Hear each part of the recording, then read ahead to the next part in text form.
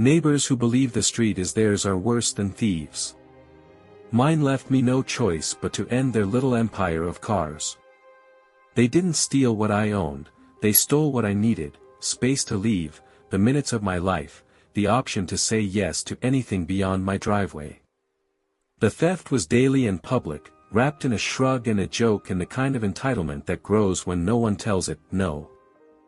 Every morning I'd open my garage and stare at a wall of bumpers and chrome like I lived at the dead end of a parking lot I never agreed to manage.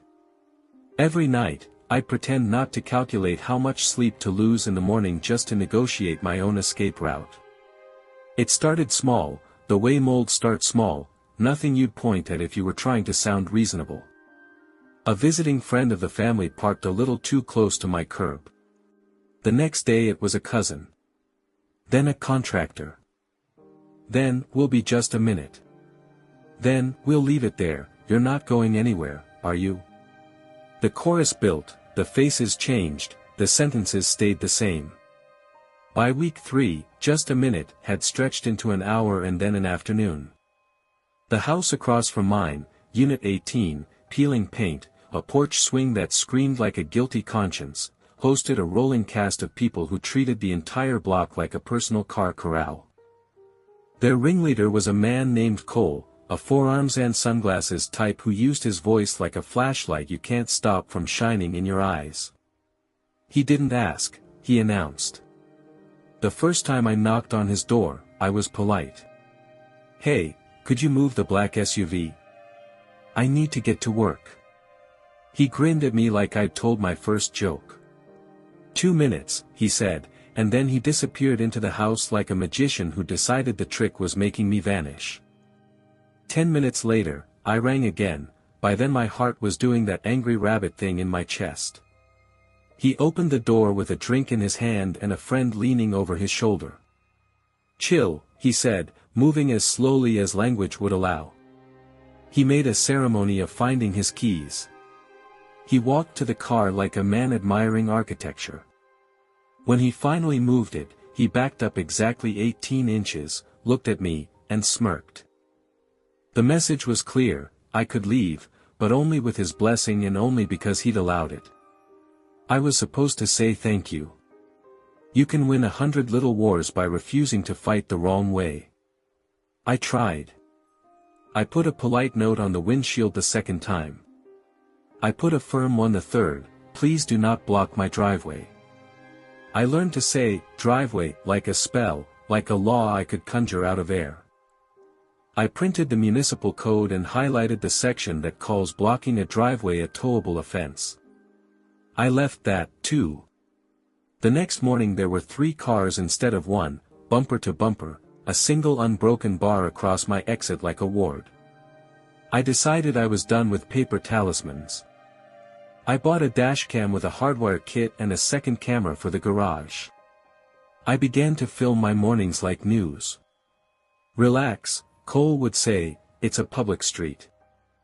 He liked to say, public, the way a man says, mine. His wife, Tessa, always in athletic gear, never once seen running, would add, "We all need to share," the way a queen might talk about land rights to a farmer. When they weren't blocking my driveway, they were saving spots with milk crates and orange cones, the urban dialect of ownership. It made the whole block stupidly theatrical: cone goes down, someone moves it, a fight erupts, social media posts bloom like dandelions. I logged everything.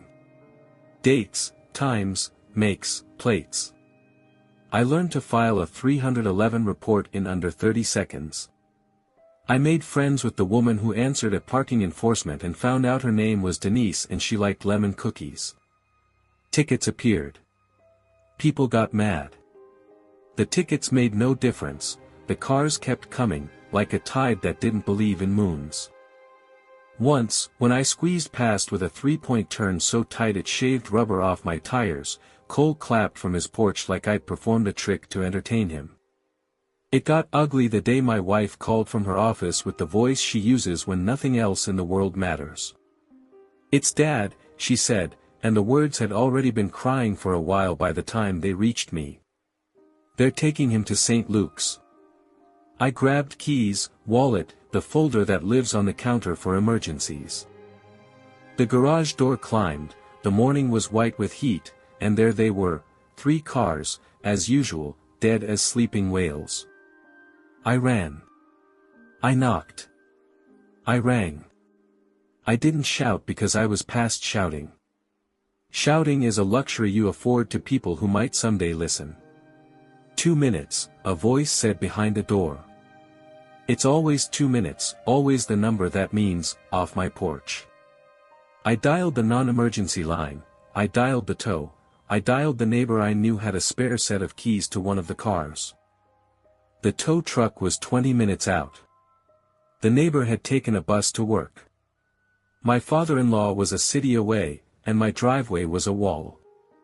I climbed into my car and stared at the bumper in front of me. Close enough that if I breathed wrong, the hood would fog. On my dashcam, my face looked like a mask I'd borrowed from someone who used to be me. I reversed until my tires kissed the garage threshold. I turned the wheel, forward again, reverse, forward, the number of times required to thread a needle. The SUV in front of me had parked too close to the curb, its wheel angled out like a dare. Logic said, wait. Love said, go. The car next to the curb had a cheap front plate bracket and too much pride. I inched past and felt the lightest scrape, a whisper of plastic against paint. I left a note with my number because I am the kind of person who leaves notes even when my heart is breaking, and I drove like a fugitive until the hospital swallowed me. I sat next to a woman I love in a room that smelled like disinfectant and old prayer, and I decided I would never again be separated from a person I loved by someone else's entitlement. The tow that day was late. The ticket that day was paid. Cole told everyone I'd hit a car and made himself the narrator.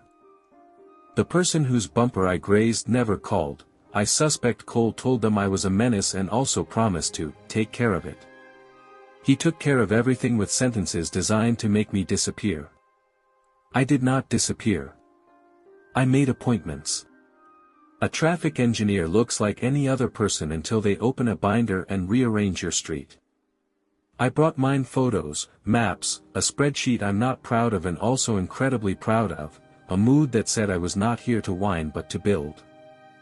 It's a sightline issue, he said, leaning over the aerial view. Driveways on both sides. The code allows for red curbs 15 feet from the edge of a driveway if we can show safety. He measured with a wheel that clicked on the pavement like a Geiger counter for danger. Fire access? I asked. Fire loves clear corners, he said, and smiled. I filed a petition with signatures from every neighbor who had ever been blocked by Unit 18's constellation of cars. Cole did not sign. Tessa did not sign. The sweet couple 3 doors down who babysat for everyone on the block signed big, loud letters.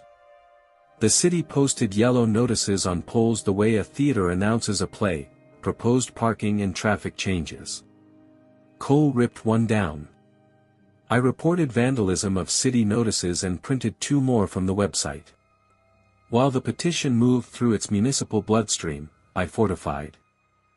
I hired a contractor to install a collapsible bollard at the lip of my driveway on the sidewalk side, legal on private property, lockable, made of heavy steel disguised as polite. I put reflective tape on it so even the drunkest weekend wouldn't miss it. I added a camera that could read plates in the dark. On the first Friday after the bollard arrived, Cole wheeled an old grill into the street to reserve the 2 spaces across from his house. Street party, he said. Do you have a permit? I asked. He laughed so hard he leaned on his own car. It's a public street, he said. Exactly, I replied, and moved the grill 6 inches onto my side of the property line. He moved it back. I moved it again. There are fights so stupid you lose IQ points by participating. I stopped participating. I called the city. They red-tagged the grill.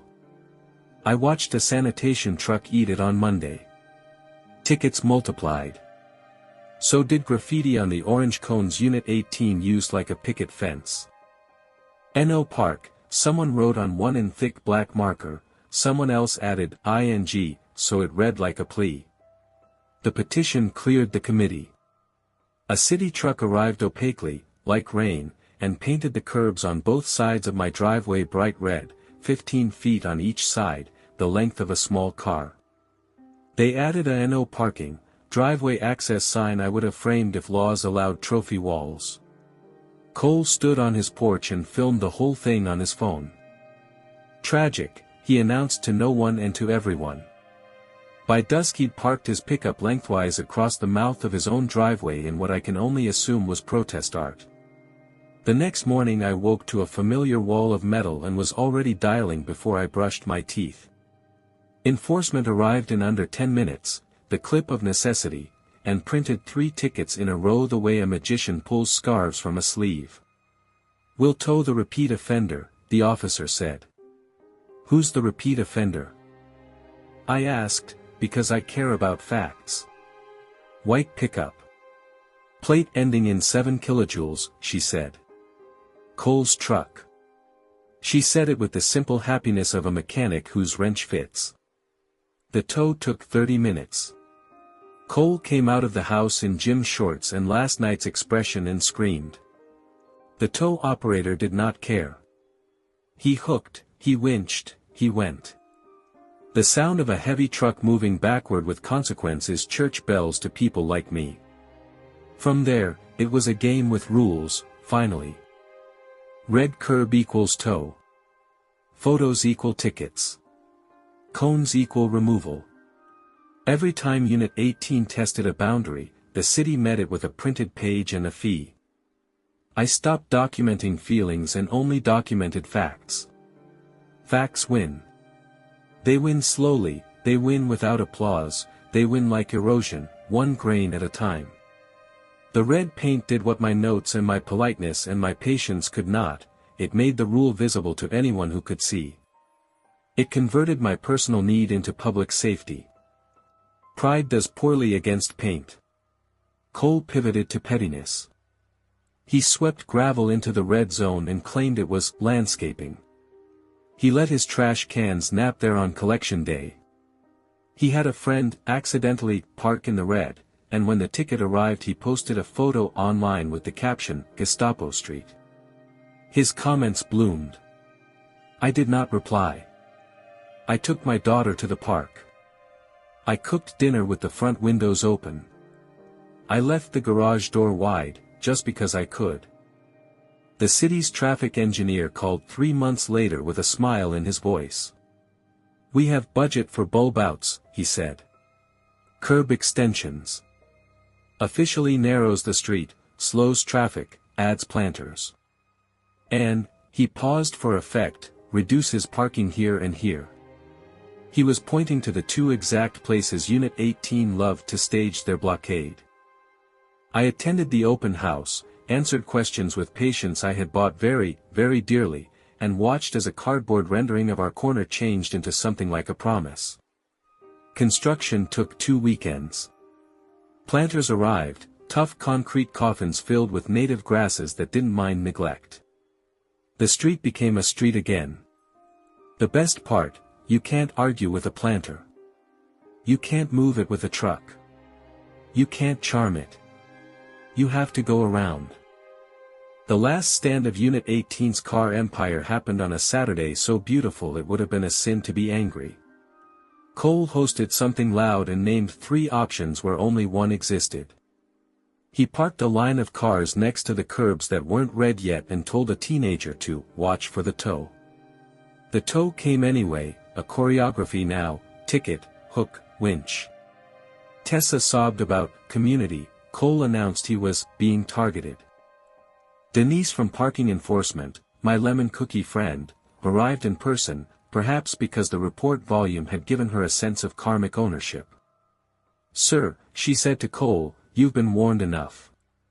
Her voice made me believe in bureaucracy the way people believe in angels. 3 cars left on the back of 2 trucks. The rest learned to levitate, somehow, to find legal space where previously there was none. The empire ended not with a bang but with silence. No more early prayers to machines idling in front of my house. No more metallic wall where my morning should be. The red paint outshone the arrogance, and the bulb outs outlasted the chest thumping. Cole learned to park in front of his own house or around the corner like the rest of us. The dashcam captured fewer epics and more birds. The folder on my desktop labeled Unit 18, Evidence, stopped growing. I kept it anyway, the way you keep scars, not as a threat, but as a memory of what your skin can survive. People will say I went too far, that tickets and toes and planters are the overkill of an overzealous neighbor. Those people have never waited 20 minutes behind a steel wall while their person is in a hospital nowhere near where they need to be. They've never had to ask permission to leave their own life. They've never been told, with a shrug, that their time costs less than someone else's convenience. I didn't smash windshields. I didn't slash tires. I used the exact tools the city gives reasonable people when unreasonable people mistake the word public for mine. I turned the rules into a mirror. They didn't like what they saw. Now, I drink coffee on my porch and watch the block remember how to breathe. Delivery vans slide through, kids chalk out galaxies, my wife leaves when she needs to, not when the street allows her.